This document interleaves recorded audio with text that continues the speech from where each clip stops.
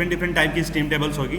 और जैसे आप यहाँ पे देख रहे हैं, सबसे पहले हमारी टेबल नंबर 1 है A 1.1। दैट मीन्स आपकी ये टेबल है वो किसको डिफाइन करती है। यहाँ पे आपके डायरेक्टली इसके ऊपर लिखा हुआ है clearly saturate steam. That means आपकी जो टेबल है वहाँ पे वो सैचुरेटेड स्टीम्स के लिए है, बट आगे क्लियर मेंशन ये भी है कि ये आपकी टेम्परेचर टेबल है। दैट मीन्स यहाँ पे मेन कंपोनेंट जो वेरी कर रहा है वो यहाँ पे क्या रहेगा, आपका टेम्परेचर। और उस टेम्परेचर के अकॉर्डिंग, उसके वेरिएशन के अकॉर्डिंग हम उनकी वैल्यूज़ को देख सकते हैं। तो यहाँ पे आप देख पा रहे हैं, यहाँ लेफ्ट हैंड साइड में आपको सबसे पहले दिखाई देगी वो स्केल कौन सी है, टेम्परेचर इन डिग्री सेल्सियस, जिसको T से डिनोट किया जाता है। तो ये जो टेम्परेचर है आपका, इस टेम्परेचर में आप देखेंगे नीचे आपके अलग अलग वेरिएशंस आ रहे हैं। 0.01 डिग्री सेल्सियस से लेके उसके बाद अलग अलग स्टेप्स के ऊपर आपका टेम्परेचर इंक्रीज हो रहा है। उसके बाद 5 डिग्री, 10 डिग्री, 15, 20, 25, 30। तो ये आपके अलग अलग पॉइंट्स लिए गए हैं टेम्परेचर के, जो कि आपके वाटर को अलग अलग टेम्परेचर के ऊपर एक्सपेरिमेंट करने के बाद उनकी जो वैल्यूज़ वहाँ पे आई थी वो वैल्यूज़ यहाँ पे इनके अंदर लिखी गई है। और ये एक्चुअली यूनिवर्सल वैल्यूज़ हैं जो कि पर्टिकुलर इस टेम्परेचर के ऊपर हमेशा सेम रहेंगे जब भी हम एक्सपेरिमेंट करेंगे। तो इसीलिए ये स्टीम टेबल है हमारी यूज़फुल है, हर जगह हम इनको यूज़ कर सकते हैं क्योंकि इनके अंदर कोई वेरिएशन आपको नहीं मिलेगा। अब यहाँ पे अगर हम स्टीम को देखते हैं तो उसके लिए उसका स्पेसिफिक वॉल्यूम यूनिट आपकी दी हुई है मीटर क्यूब पर केजी। देन इंटरनल एनर्जी जिसकी यूनिट आपकी किलोजूल पर केजी में है, एंथैल्पी किलोजूल पर केजी, एंड एंट्रोपी किलोजूल पर केजी केल्विन। तो इस तरह से आपकी डिफरेंट वैल्यूज़ हैं, प्रॉपर्टीज़ हैं जो यहाँ पे आपको गिवन है। अब उनके अंदर आपको कौन कौन सी वैल्यू यहाँ पे गिवन है। आपका यहाँ पे प्रेशर है किलो पास्कल मेगा पास्कल में, सैचुरेशन आपका लिक्विड है जो कि आपका वॉल्यूम है। तो दैट मीन्स किसका वॉल्यूम है, आपका सैचुरेटेड लिक्विड का VF। और अगर यही आपका वेपर का होता तो यहाँ पे क्या लिखा होता है, VG। तो ये आप देख रहे हैं कि थर्ड पॉइंट के ऊपर आपका यहाँ पे सैचुरेटेड वेपर VG फॉर्म में है। देन इंटरनल एनर्जी अगर हम कैलकुलेट करना चाहते हैं यहाँ पे, तो इंटरनल एनर्जी में क्या रहेगा आपका, आपके सैचुरेटेड लिक्विड जो कि आपकी इंटरनल एनर्जी के लिए UF, सैचुरेटेड वेपर में UG, और इवेपोरेशन में that means the process between the saturated vapour and liquid, जहाँ पे आपका लिक्विड कन्वर्ट होना स्टार्ट होता है आपके कंप्लीटली वेपर में। तो इन दोनों के बीच का प्रोसेस आपका कौन सा हो गया, इवेपोरेशन। तो जिसे हम किससे दिखाते थे, FG। तो UFG क्या हो जाएगा आपका, difference between the UG minus UF। तो आपका जो सैचुरेटेड वेपर का वॉल्यूम है उसे, या इंटरनल एनर्जी है, उसे हम माइनस कर देंगे आपके सैचुरेटेड लिक्विड से। तो उसके बाद जो वैल्यू हमें मिलेगी वो आपकी किसकी मिलेगी, in the process of evaporation की। एज इट इज आपका HF एंथैल्पी हो गया फ्लूइड के लिए, HG एंथैल्पी है आपकी वेपर के लिए, सैचुरेटेड वेपर, और बीच में HFG है, वो दोनों का difference. As it is entropy के केस में हम बात करते हैं तो आपकी SG है वो entropy at the vapour form, और SF entropy at liquid form, saturated liquid के लिए। वहाँ पे आपने देखा बीच में वही इवेपोरेशन प्रोसेस SFG। तो इस तरह से हमने देखा कि हमारी एक टेबल के अंदर एक पर्टिकुलर टेम्परेचर के पॉइंट के लिए डिफरेंट वैल्यूज़ हमें यहाँ पे गिवन है। अगर हम प्रेशर की बात कर रहे हैं तो आपका यहाँ पे सैचुरेटेड प्रेशर भी गिवन है। अगर हम यहाँ पे आपके स्पेसिफिक वॉल्यूम की बात करते हैं तो आपका वॉल्यूम भी गिवन है, इंटरनल एनर्जी है, आपकी एंथैल्पी है, आपकी एंट्रोपी है। और आई थिंक इन सब वैल्यूज़ को यूज़ करके हमें जितनी भी वैल्यू की रिक्वायरमेंट होगी वो वैल्यूज़ हम यहाँ पे कैलकुलेट कर सकते हैं। अभी आपको शायद ये समझ में नहीं आ रहा हो इनका क्या यूज़ है, बट जब हम इनकी एक या दो प्रेशर है ना बेटा, यहाँ पे प्रेशर आपका सैचुरेटेड प्रेशर आपका गिवन है एक पर्टिकुलर टेम्परेचर के लिए। हाँ यूनिट है सर, मतलब किलो पास्कल है, पास्कल है, फिर मेगा पास्कल है।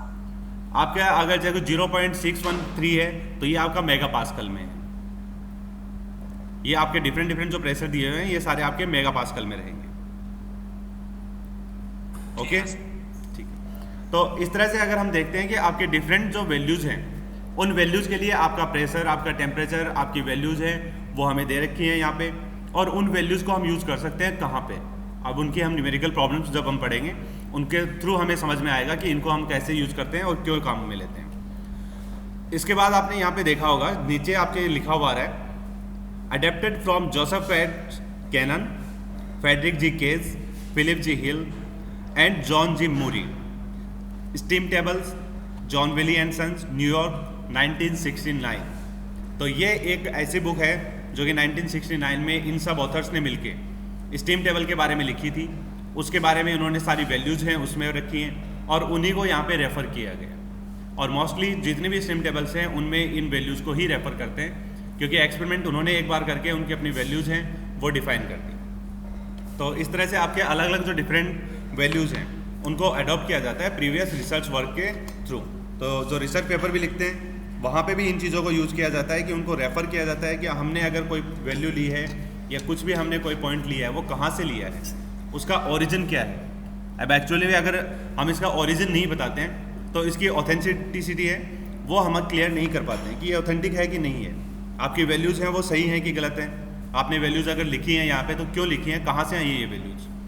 तो उसकी ऑथेंटिसिटी हमें डिफाइन करने के लिए उसका सोर्स है वो हमेशा लिखना होता है। तो कल को अगर आप भी जैसे रिसर्च पेपर भी लिखते हैं या आप रिपोर्ट राइटिंग करते हैं अपनी, तो वहाँ पे आपको इन चीज़ों का हमेशा ध्यान रखना है कि आप जब भी अपनी कोई भी चीज़ किसी से अडॉप्ट करें, कहीं से लेते हैं, तो उसे आप रेफ़र करें, उस ऑथर को पूरा क्रेडिट आपको देना चाहिए। अगर आपने वहाँ से लिया है और उसको अपने वर्ड्स में चेंज भी किया है तो भी आपको वहाँ पे मेंशन करके उसे ऑथर को क्रेडिट देना चाहिए कि हाँ मेरे को ये जो आइडिया मिला है वो एक्चुअल में आइडिया मेरे को यहाँ से मिला था, इस चीज़ से मुझे ये चीज़ पढ़ने को मिली। आप अपनी बुक से भी पढ़ते हैं तो वहाँ पे भी आप बुक को भी रेफ़र करते हैं कि मैंने ये चीज़ पढ़ी है, अपनी बुक से, ये बुक है, इसके ये राइटर हैं, ये नाम है बुक का, ये पब्लिकेशन है और ये एडिशन है। तो इस तरह से आपके अलग अलग बुक्स को भी आपको रेफ़र करने का मेथड होता है। बट अभी हम स्टीम टेबल की बात कर रहे हैं, तो यहाँ पे आपका टेम्परेचर 100 तक था। नेक्स्ट टेबल में हम देखेंगे आपका 105, 110, ये टेबल आपकी कंटिन्यू है, सेम टेबल है और आपके टेम्परेचर इंक्रीज होता जा रहा है। टेम्परेचर इंक्रीज होने की कंडीशन में आपकी वैल्यूज़ हैं वो आपकी सारी चेंज हो रही हैं। अब इसके बाद हम यहाँ पे देखते हैं कि आपके यहाँ पे दूसरी टेबल हमें दिखाई दे रही है, टेबल A1.2 सैचुरेटेड वाटर। यहाँ पे आपके आगे लिखा हुआ है प्रेशर टेबल। तो दैट मीन्स आपकी पहली टेबल में क्या था, मेन जो वेरिएबल था आपका टेम्परेचर चेंज हो रहा था वो था टेम्परेचर, बट यहाँ पे आपका वेरिएबल जो है जो चेंज होगा वो क्या रहेगा, प्रेशर। और डिफरेंट प्रेशर के लिए अब आपके टेम्परेचर की वैल्यू क्या होगी और बाकी आपके जो डिफरेंट प्रॉपर्टीज हैं उनकी वैल्यू क्या होगी, वो वैल्यूज यहाँ पे इस टेबल में गिवन है। पहली टेबल में आपका सिर्फ यही चेंजेस था कि वहाँ पे आपके टेम्परेचर के अकॉर्डिंग आपके प्रेशर में आपकी वैल्यूज में क्या चेंज आ रहा था और यहाँ पे आपके प्रेशर के अकॉर्डिंग आपके टेम्परेचर में और इन वैल्यूज में क्या चेंज आ रहा है। तो जब हमारी प्रॉब्लम में गिवन होगा कि आपको एक पर्टिकुलर पॉइंट है वो उस प्रेशर के ऊपर आपकी वैल्यूज आपको कैलकुलेट करनी है, तो वहाँ पे आप पर्टिकुलर प्रेशर टेबल में जाएंगे, उस प्रेशर के अकॉर्डिंग आप उनकी वैल्यूज़ को देखेंगे और वैल्यूज़ को देखने के बाद आप वहाँ पे रिव्यू करेंगे। सपोज आपको गिवन है कि आपका 10 मेगापास्कल प्रेशर है, वहाँ पे आपको कैलकुलेट करना है आपके वाटर का specific volume in the form of liquid. तो उसे अगर आप कैलकुलेट करेंगे तो वो कैसे कैलकुलेट करेंगे, तो यहाँ पे हम कैलकुलेट करेंगे आपकी 10 मेगापास्कल प्रेशर की लाइन। अब उसके इक्विवेलेंट अगर आपको दिखाई दे रहा है तो हम यहाँ पे एक लाइन ड्रॉ कर लेते हैं इसके नीचे, तो जिससे हमें ये पता चले कि हाँ ये सारी वैल्यूज़ हमारी इक्विवेलेंट हैं और इन वैल्यूज़ को हम कैलकुलेट कर सकते हैं। अब यहाँ पे आप देख रहे हैं कि सबसे पहली लाइन किसकी है, आपकी प्रेशर की, उसके बाद टेम्परेचर, देन स्पेसिफिक वॉल्यूम। तो VF जो है आपका फ्लूइड के लिए स्पेसिफिक वॉल्यूम है, इसका कितना होगा 0.001010 मीटर क्यूब पर केजी। तो जो हमें अगर वैल्यू कैलकुलेट करने के लिए पूछा गया था वो वैल्यू हम यहाँ से लिख सकते हैं। तो ये वैल्यू हम इजीली यहाँ से कैलकुलेट कर सकते हैं, हमें प्रॉब्लम नहीं आएगी। ऐसे ही अगर आपसे ये पूछता है कि आपकी एंट्रोपी की वैल्यू क्या रहेगी इस प्रेशर के ऊपर, तो यहाँ पे आप देखेंगे एंट्रोपी है, एंट्रोपी में HF भी है और HG भी है, तो दोनों वैल्यूज आपके पास हैं। केस आपका पर्टिकुलरली डिफाइन रहता है कि अगर आपको यहाँ पे लिक्विड की वैल्यू कैलकुलेट करनी है, सैचुरेटेड लिक्विड की, तो आप HF की वैल्यू कैलकुलेट करेंगे। सैचुरेटेड वेपर की करनी है तो आप HJ की वैल्यू है वो नोट करेंगे। और अगर आपको पूछता है कि इवेपोरेशन के ड्यूरिंग आपकी वैल्यू क्या रहती है एंट्रोपी की, तो आप क्या करेंगे, HFG की वैल्यू है यहाँ पे वो पुट करेंगे। तो HFG की वैल्यू है तो दैट मीन्स यहाँ पे आप कैलकुलेट करके देख सकते हैं। अगर आप लोगों के पास कैलकुलेटर है या मोबाइल है तो यहाँ पे आप देखिए 2584.6 है आपकी वेपोरेशन की है, दैट मीन्स सैचुरेटेड वेपर की। और आपके सैचुरेटेड लिक्विड की वैल्यू है 191.81। इसमें से अगर इसको माइनस करेंगे तो आपका जो इक्विवेलेंट है वो इसी के इक्वल आएगा 2392.8। तो ये ऐसे ही आपके सारे इवेपोरेशन के प्रोसेस में जो वैल्यूज़ आपकी गिवन है वो वैल्यूज़ एक दूसरे के इक्विवेलेंट होते हैं। तो इस तरह से हम इनके प्रेशर के लिए वैल्यू कैलकुलेट कर सकते हैं। इसके बाद आपकी नेक्स्ट जो टेबल आती है, इसके अंदर आपकी वही प्रेशर टेबल चल रही है। नेक्स्ट टेबल आपकी सुपर हीटेड वेपर के लिए। सुपर हीटेड वेपर कौन सी होती है? Super heated vapour that means above saturated vapour line. Temperature constant रहता है और हीट देते हैं अपन। क्या टेम्परेचर क्या कह रहे हो? उसके अबव अगर टेम्परेचर है तो सैचुरेटेड वेपर लाइन से अबव टेम्परेचर रहेगा तो उसे हम क्या कहेंगे? सुपर हीटेड वेपर या super heated steam in the form of water. अगर वाटर है तो सुपर हीटेड स्टीम हो गई, और अगर आपके बेसिस है तो सुपर हीटेड वेपर भी बोल सकते हैं उसको। तो यहाँ पे हमने सुपर हीटेड वेपर के लिए थर्ड टेबल है वो देख रहे हैं।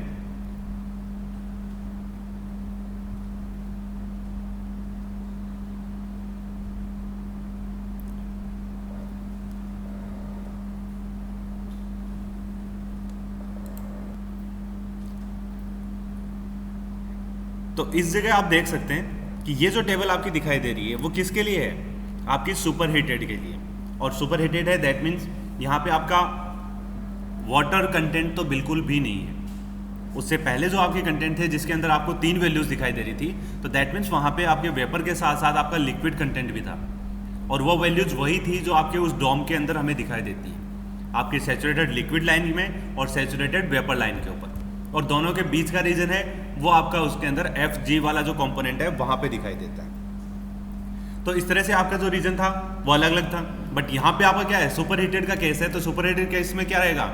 वाटर कंटेंट यानी ड्राइनेस फ्रैक्शन आपका वहाँ पे आपको बिल्कुल भी नहीं मिलेगा। और ड्राइनेस फ्रैक्शन क्या था? क्वालिटी ऑफ स्टीम, जिसमें आपको आपकी स्टीम की वैल्यू है और टोटल मतलब mass of the steam upon total mass. तो उससे हम कैलकुलेट करते हैं कि आपकी टोटल ड्राइनेस फ्रैक्शन की या आपकी क्वालिटी क्या है स्टीम की। तो वहाँ पे आपकी स्टीम की क्वालिटी की आपको रिक्वायरमेंट थी, क्योंकि वहाँ पे आपका वाटर इन्वॉल्व था उसके अंदर in the form of liquid.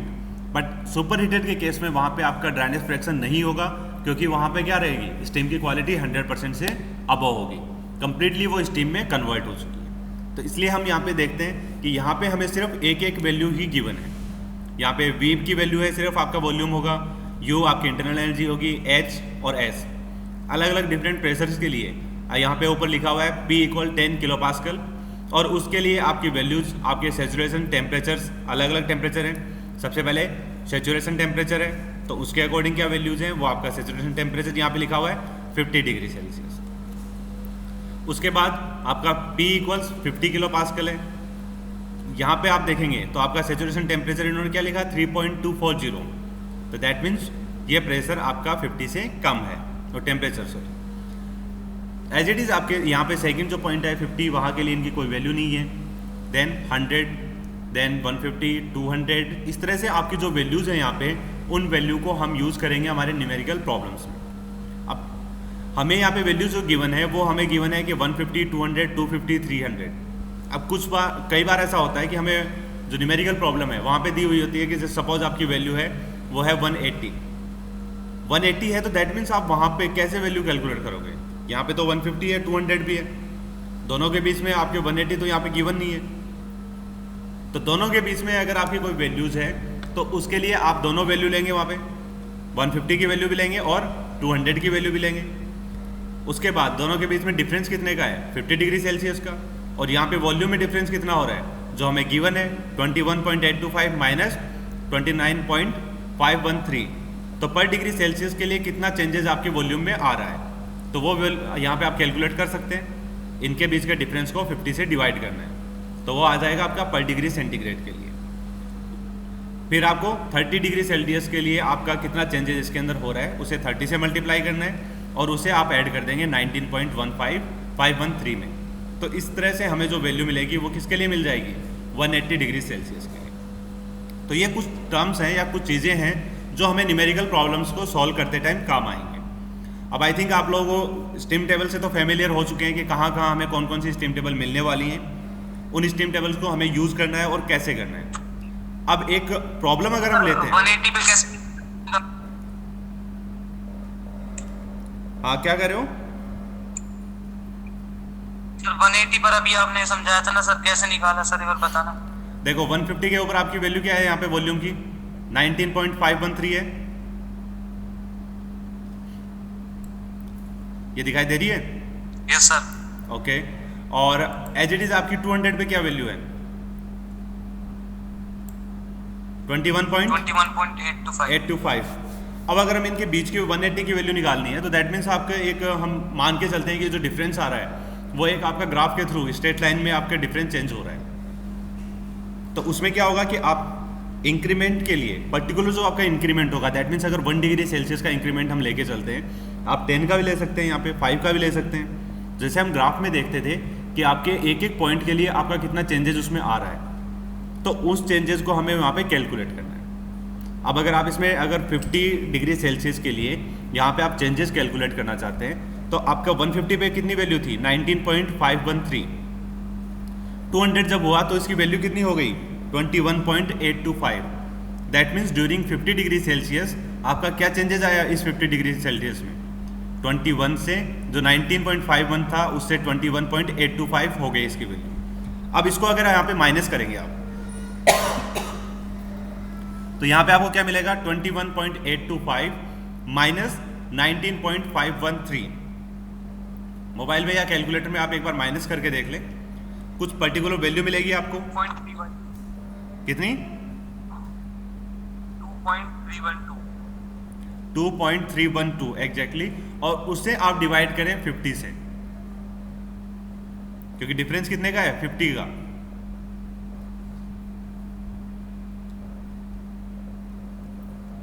तो 2 पॉइंट उसे आपने 50 से डिवाइड किया तो आपकी 1 डिग्री सेल्सियस के लिए इसमें कितना चेंजेस आया वॉल्यूम में वो आपको मिल गया। अब आपको चेंज कैलकुलेट किसके लिए करना है? 180 के लिए। तो यहाँ पे आपको 30 से उसको मल्टीप्लाई करना होगा। ठीक है सर, ओके। हो गया? अब जो आएगा उसे आपको ऐड करना है किसमें? 150 वाले में, 19.513 में। उसमें आप उसको ऐड करेंगे, यानी कि आपका 2.3 था और उसे 30 से आप करते हैं तो कितना हो जाएगा? 2.3 तो आई थिंक हाँ टोटल 50 के लिए था, तो ये उससे कम ही होगा आपका, नियर अबाउट 20 पॉइंट समथिंग इसकी वैल्यू आपकी मिल जाएगी। तो उस तरह से आपकी जो वैल्यू आएगी वो हमें उस पर्टिकुलर पॉइंट के लिए हम उसको कैलकुलेट कर सकते हैं। अब एक्चुअल में हम एक प्रॉब्लम लेके चलते हैं, जब हम प्रॉब्लम को सॉल्व करते हैं तब हम इन चीज़ों को ज़्यादा अच्छे से समझ पाते हैं। तो यहाँ पे हमारे पास कुछ न्यूमेरिकल प्रॉब्लम्स हैं। तो सबसे पहले आप एक एग्जाम्पल देख रहे हैं, ये एग्जाम्पल आपकी बुक का ही है, आपके पास जो बुक दी हुई है आपको पीके नाग, उसी का एक एग्जाम्पल है। तो इसे सबसे पहले सॉल्यूशन से देखने से पहले मैं ये कहूँगा कि आप ये प्रॉब्लम है वो अपने बुक में नोट कर लें ताकि आप इस चीज़ को अच्छे से समझ सकें। अभी आपको सिर्फ आपकी प्रॉब्लम दिखाई दे रही है, तो सारे बच्चे एक बार इसको नोट कर लें। Find the saturation temperature the changes in specific volume. ध्यान रखें इन एक एक वर्ड्स का, क्योंकि आप जब स्टीम टेबल देखेंगे तो ये आपके सिंपल जो वर्ड लिखे हुए हैं वही सारे इंपॉर्टेंट वर्ड्स हैं, उन्हीं को ध्यान में रखते हुए आपको एग्जैक्ट वैल्यूज कैलकुलेट करनी है। तो नोटबुक में आप नोट कर लें सबसे पहले find the saturation temperature, then the changes in specific volume, यानी कि आपके वॉल्यूम में चेंजेस आपको कैलकुलेट करने, एंड एंट्रोपी ड्यूरिंग इवेपोरेशन। तो ड्यूरिंग इवेपोरेशन दैट मीन्स आप चीज़ समझ रहे हैं, यहाँ पे इवेपोरेशन में होगा आपका Fg जो है कंपोनेंट, उसकी वैल्यू आपको कैलकुलेट करनी है। सैचुरेशन टेम्परेचर आपको कैलकुलेट करना है। सैचुरेशन टेम्परेचर अगर कैलकुलेट करना है तो वो हमें किसके लिए करना है? तो दैट मीन्स आगे हमें दिया हुआ है and the latent heat of vaporisation of steam at 1 mega pascal.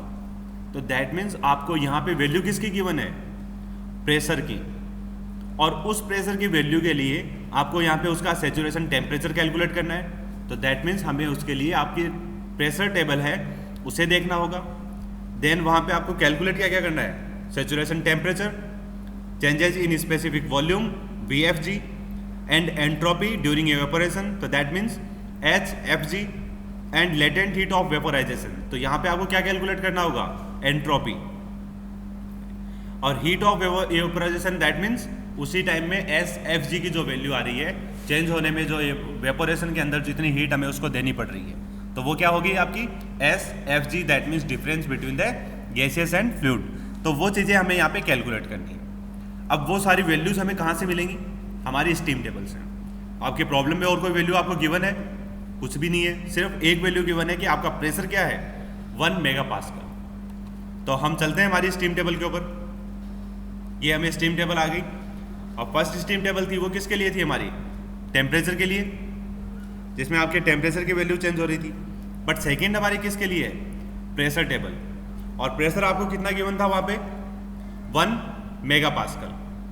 तो 1 मेगापास्कल टेम्परेचर के लिए, सॉरी प्रेशर के लिए, यहाँ पे आपकी वैल्यूज हैं वो क्या है, ये देखो यहाँ पे हमने देखा आपकी स्टार्टिंग में वैल्यूज जो है वो किस में है, किलो पास्कल में। यहाँ पे आपकी मेगा पास्कल लिखा हुआ है, तो दैट मीन्स इसके बाद जो वैल्यूज आपकी आएंगी वो किस में आएंगी, मेगा पास्कल में। अब हमें देखना है यहाँ पे 1 मेगा पास्कल कहाँ है, इस पॉइंट के ऊपर हमें 1 मेगा पास्कल मिल रहा है। तो ये हमने एक स्केल से लाइन ड्रॉ कर दी यहाँ पे। तो दैट मीन्स यहाँ पे जितनी भी वैल्यूज हैं वो सारी की सारी वैल्यू किसके लिए है, आपके 1 मेगा पास्कल प्रेशर के लिए। यहाँ पे अब आप देखेंगे कि सबसे ऊपर पहला पॉइंट क्या है, टेम्परेचर इन डिग्री सेल्सियस। तो टेम्परेचर जो है आपका डिग्री सेल्सियस में, उसकी वैल्यू क्या है, 179.91। तो आपने अपनी बुक के अंदर लिखा है, तो यहाँ पे आप एक बार नोट कर लें कि सैचुरेटेड टेम्परेचर इक्वल्स 179.91। उसके बाद हम आंसर चेक करेंगे कि हम जो वैल्यूज ले रहे हैं, जो चेक कर रहे हैं, कैलकुलेट कर रहे हैं, वो सही है या गलत है। ओके, और आप लोगों को नोट करने के लिए मैंने इसीलिए बोला था कि अब आप सेकंड वैल्यू क्या है वो क्या चेक करना है, मैं दूसरा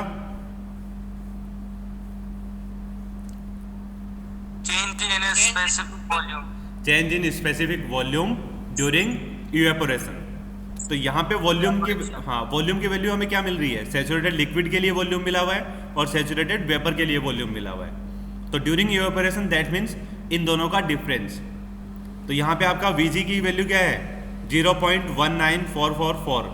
तो यहाँ पे आप लिखेंगे Vg from the steam table, value of saturated vapour, volume of saturated vapour, Vg equals 0.19444 and volume of saturated liquid Vf equals 0.001127। Then changes in volume during evaporation, तो वो क्या हो जाएगा, Vfg, और ये स्पेसिफिक वॉल्यूम है तो that means small b में लिखे हैं, तो स्मॉल Vfg इक्वल्स, अब यहाँ पे आप लिखेंगे Vg माइनस Vf। तो Vg माइनस Vf में क्या हो जाएगा, 0.19444 से आप माइनस करेंगे 0.001127 को। तो ये वैल्यू अगर आप यहाँ पे माइनस करते हैं तो आपकी जो वैल्यू मिलेगी वो आपके चेंज इन वॉल्यूम में, चेंज इन स्पेसिफिक वॉल्यूम में जो वैल्यू आ रही है वो यहाँ पे आपको मिल जाएगी। तो एक बार आप इसको माइनस करके और जो वैल्यू आ रही है वो नोट डाउन कर लें।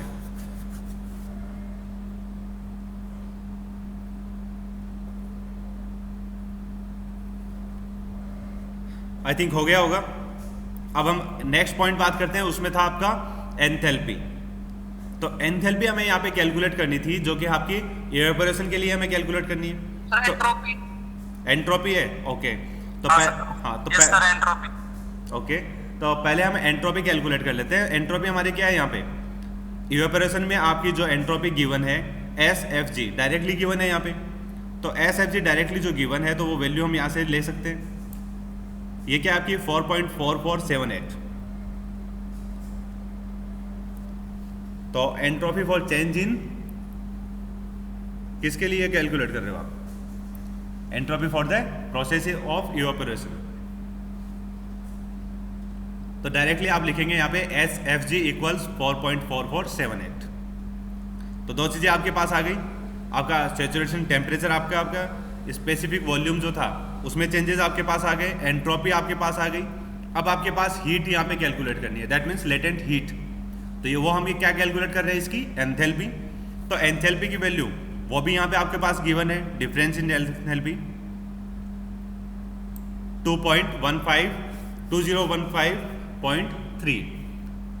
और अगर ये वैल्यूज हमारे पास डायरेक्टली गिवन नहीं होती हैं तो वही प्रोसेस हम यहाँ पे भी अप्लाई कर सकते हैं। आपके HG और HF है, दोनों डिफरेंसेस को वहाँ पे आप कैलकुलेट कर सकते हैं। तो ये आपका बहुत ही सिंपल सा न्यूमेरिकल है जिसकी हमने डिफरेंट वैल्यूज हैं वो कैलकुलेट की, और सारी वैल्यूज आपको यहाँ पे स्ट्रीम टेबल में एक बार में देखने के ऊपर मिल गई। आपने सारी वैल्यू नोट कर ली। तो अब हम अपना सॉल्यूशन देख सकते हैं कि जो हमने वैल्यूज कैलकुलेट की हैं क्या वो सही है या उनमें कुछ गलती हुई है हमसे।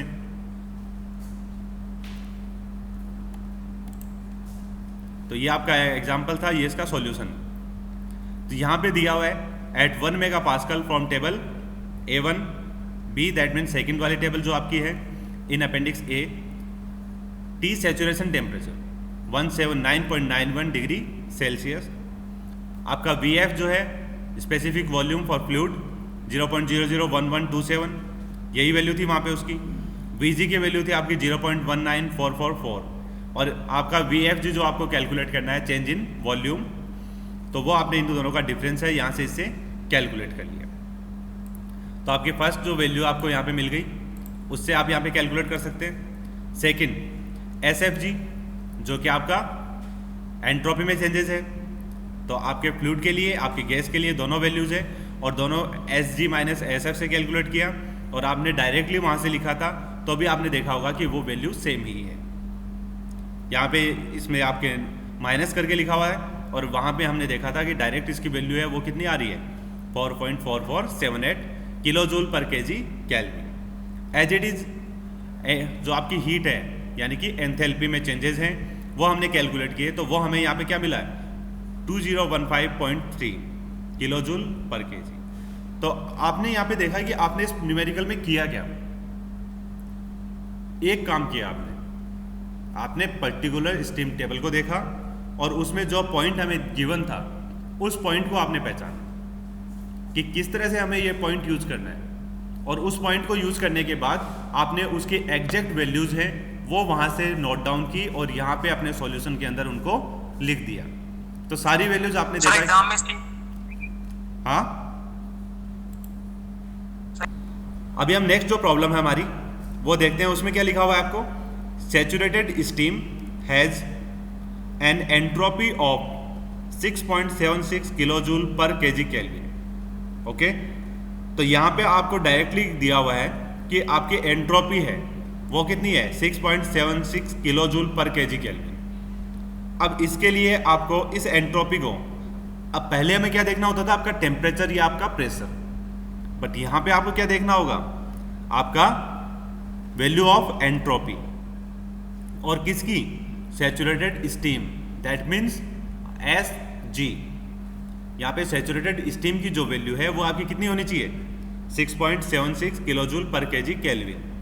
Then we have to calculate what are its pressure, temperature, specific volume and enthalpy. तो यहाँ पे इस पॉइंट के लिए हमें उनकी कौन कौन सी वैल्यूज कैलकुलेट करनी है, आपका pressure P, temperature T, specific volume.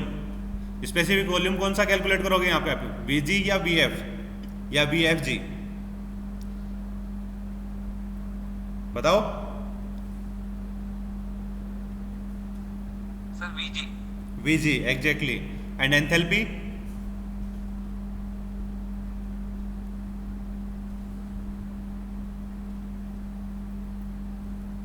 Obvious ही बात है, एंथैल्पी भी HG आपको, नहीं बेटा HG स्टीम के लिए कैलकुलेट कर रहे हैं हम, सैचुरेटेड स्टीम। Yes sir. और F क्या होगा आपका, फ्लूइड के लिए, दैट मीन्स वाटर कंटेंट। तो हम टेबल के ऊपर चलते हैं दोबारा, जहां पे हमें SG की वैल्यू हमें क्या मिलनी चाहिए, 6.76 किलो जूल पर केजी।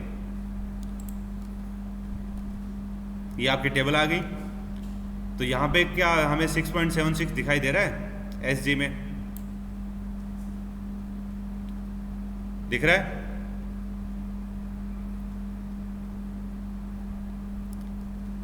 ये आपके एस की वैल्यू है, यहाँ पे हमने देखा 6.76 हमें यहाँ पे मिल गया। तो हमें 6.76 जब मिल गया तो दैट मीन्स अब हम एक लाइन ड्रॉ कर लें यहाँ पे, ताकि हमारे लिए इजी रहे कि हम जो वैल्यू हैं जो कैलकुलेट कर रहे हैं वो हमारे लिए सही वैल्यू है या नहीं है। विदाउट आप लाइन अगर बनाओगे तो ऊपर नीचे वैल्यू हो सकती हैं, तो इसलिए आपके लिए कन्वीनियंट रहेगा कि आप एग्ज़ाम में भी अपनी स्केल से और पेंसिल से अपनी टेबल के अंदर इन पॉइंट्स को आप नोट करें और उसके बाद उनके आंसर आप अपनी नोटबुक में लिखें। डायरेक्टली अगर आप देख के लिखते हैं बिना इनको पॉइंट आउट किए या बिना स्केल के थ्रू, तो आपके वैल्यूज़ हैं वो ऊपर नीचे हो सकती हैं। तो इनमें यहाँ पे आपको देखने को मिल रहा है हमें क्या क्या पूछा गया था उसमें। प्रेशर तो 0.6 मेगा पास्कल प्रेशर मिल गया। Temperature 158.85 degree Celsius. और क्या पूछा था उसमें, वॉल्यूम। वॉल्यूम एट, तो आपका क्या, कौन सा वॉल्यूम कैलकुलेट करोगे, वीजी। तो स्मॉल वीजी आपका क्या आ गया 0.3157 मीटर क्यूब पर केजी। आपको यूनिट, हर एक प्रॉपर्टी की आपको यूनिट है वहां पे अप्लाई करनी है आंसर में। देन और क्या पूछा था आपसे, एंथैल्पी। और एंथैल्पी की वैल्यू यहां पे क्या है 2756.8। तो ये वैल्यूज एक बार कैलकुलेट आपने नोट डाउन कर लिए होंगे आई थिंक नोटबुक में अपने,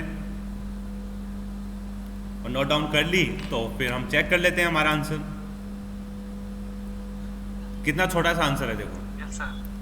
P 0.6 मेगापास्कल, T 158.85, VG 0.13157 मीटर क्यूब पर KG and HG 2756.8 kilo joule पर KG.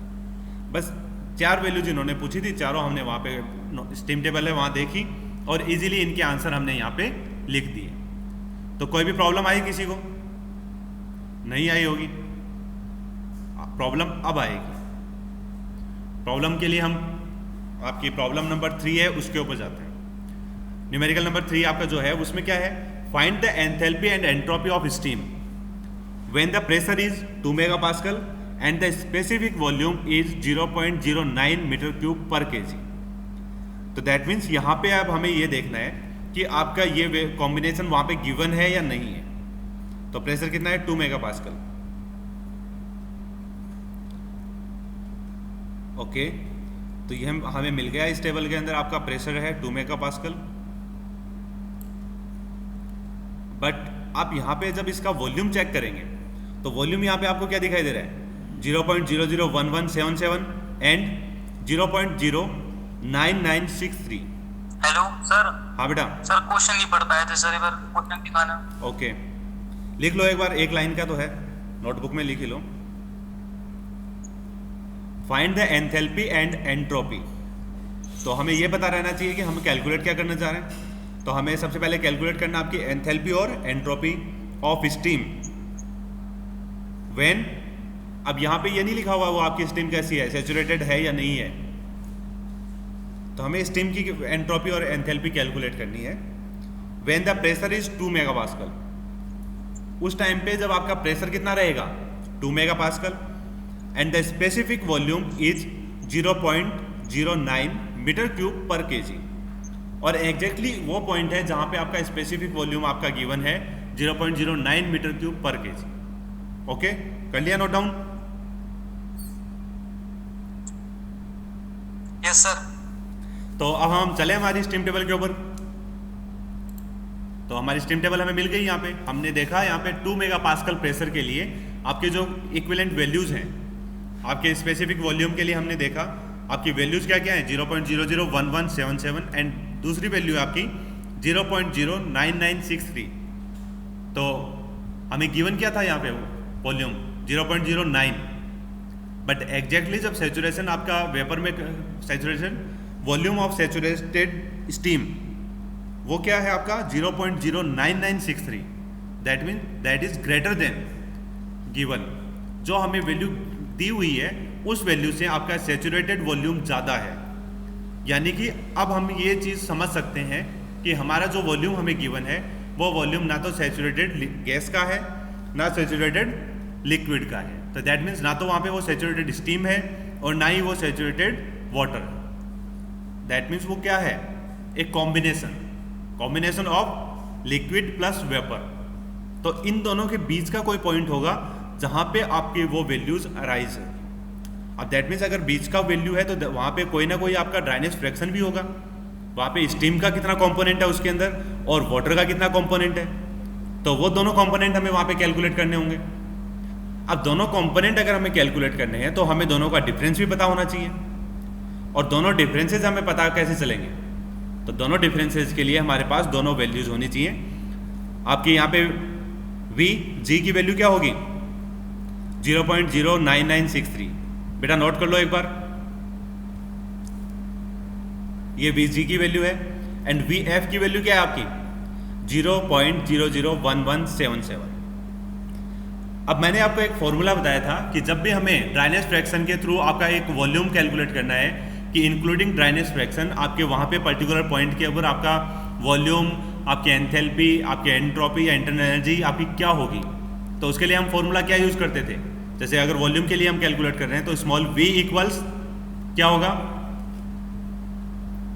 VF plus X VFG, VF plus X into VFG, यानी कि इन दोनों का डिफरेंस। तो VFG को हम क्या लिख सकते हैं VG माइनस VF।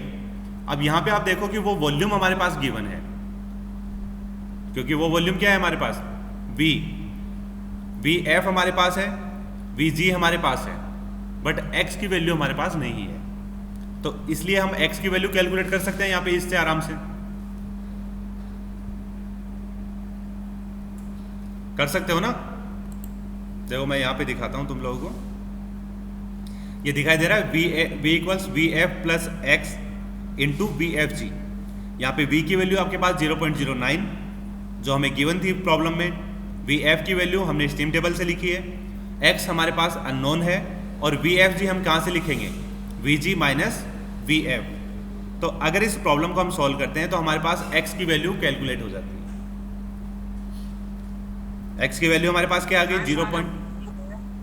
हाँ ये भी हमने VG लिया है, ये VG है, ये VF है,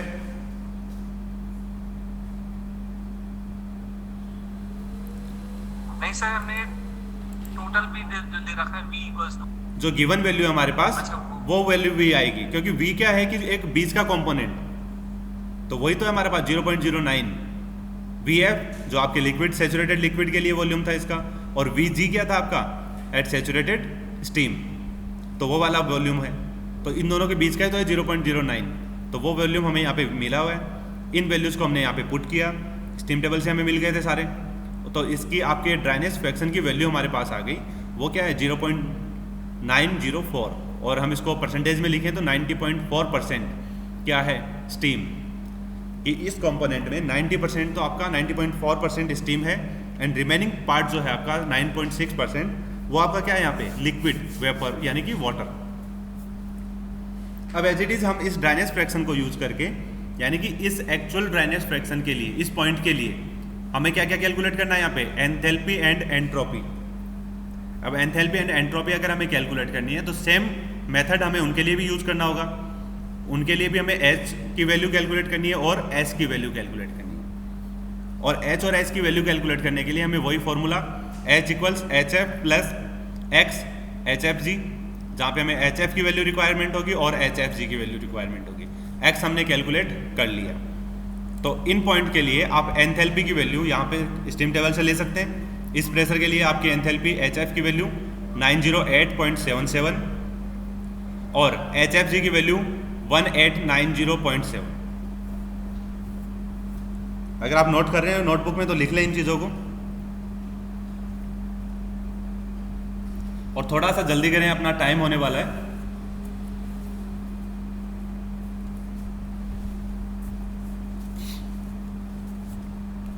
तो आई थिंक लिख ली होगी आप लोगों ने वैल्यू 908.77 एंड HFG 1890.7। इन दोनों वैल्यूज को यूज करके हमें H की वैल्यू कैलकुलेट करनी है।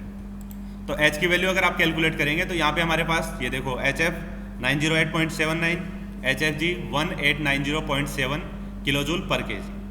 तो यहाँ पे H की वैल्यू आ जाएगी HF 908, plus x into H F G, x की value 0.904 into H F G 1890.7, इन दोनों को सॉल्व किया हमने तो हमारी वैल्यू आ गई 2618.79। और आप यहाँ पे ये देखो, ध्यान रखना 2618, और यहाँ पे आपकी वैल्यू क्या है एच जी की 2799.5, दैट मीन्स आपके सेचुरेटेड जो आपकी स्टीम है उसकी एंथैल्पी से इसकी वैल्यू कम है, यानी कि हमारे प्रॉब्लम में हमने जो सॉल्यूशन लिखा है वो सॉल्यूशन हमारा सही है। इन चीज़ों का थोड़ा सा आप ध्यान रखें, आपकी कैलकुलेशंस का भी आपको पता चल जाएगा। एज इट इज़ आपके एंट्रोपी के लिए हम बात करते हैं, एंट्रोपी में एस एफ और एस एफ जी की वैल्यूज़ हैं वो भी हमें स्टीम टेबल से मिल जाएगी। तो यहीं पे हम सम देख लेते हैं। एस एफ की वैल्यू हमारे पास क्या है 2.4473 एंड एस एफ जी की वैल्यू 3.8935, तो वो वैल्यू हमारे पास किसकी आ गई एस एफ जी की। ये दोनों वैल्यूज़ भी हमने यहाँ से ली और ड्राइनेस फ्रैक्शन को यूज़ करके एस की वैल्यू यहाँ पे कैलकुलेट कर ली। तो ये आपके पास आ जाएगा 2.4474 प्लस 0.904 इंटू 3.8395, जिसकी टोटल वैल्यू हमें मिलती है 5.9534। तो इस तरह से आपने देखा कि आपकी जो प्रॉब्लम्स हैं वो आपको देखने में हो सकता है टिपिकल लगे, बट एक्चुअल जब आप सॉल्व करेंगे तो आपको प्रॉब्लम्स बहुत ईजी में हो जाएंगे और उनको आप अच्छे से ईजिली सॉल्व कर सकते हैं। तो आई थिंक क्लियर हो गई होंगी सारी चीज़ें।